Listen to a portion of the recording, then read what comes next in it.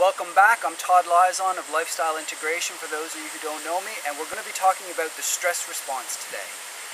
I've chosen this background particularly because in far north Queensland we have a very real danger of saltwater crocodiles. And if a saltwater crocodile were ever to jump out at you, that's a massive stress. Now, in the stress response, if a saltwater crocodile ever were to jump out at you, the very first thing that would happen is your stress hormones would kick into gear. Adrenaline and cortisol.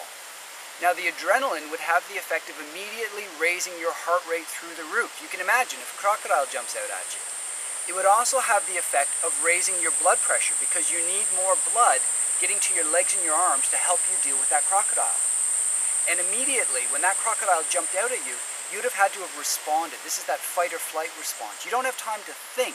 You just instinctually react. And this has other sort of overflows into day-to-day life. If you ever were in an argument and you've ever said anything that you wish you could take back immediately, but you can't, this is because of the stress response. When you're under stress, you don't think logically, you think instinctually.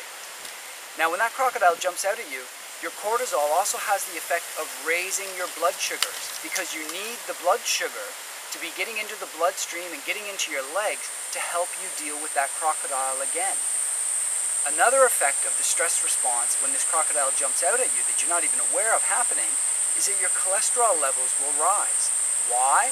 Well, it turns out that your stress hormones, adrenaline and cortisol, are made from cholesterol. So higher cholesterol in that situation is not a bad thing. Other aspects that happen is your digestion is affected. If you've just had lunch and that crocodile jumps out at you, your body has no interest whatsoever in digesting that meal. It has every interest in only dealing with the crocodile. And there's two different nervous systems that come into play there, your sympathetic and your parasympathetic.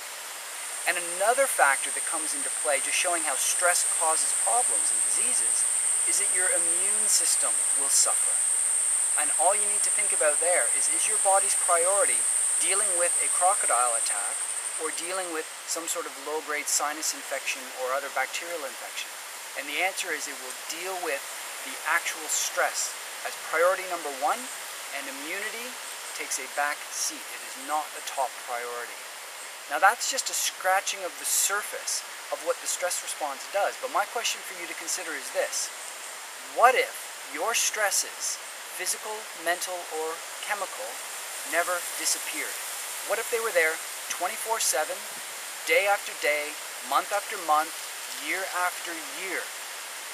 Your stress hormones would be chronically elevated, and then all of those effects that I've just mentioned would be chronically at a low level in effect.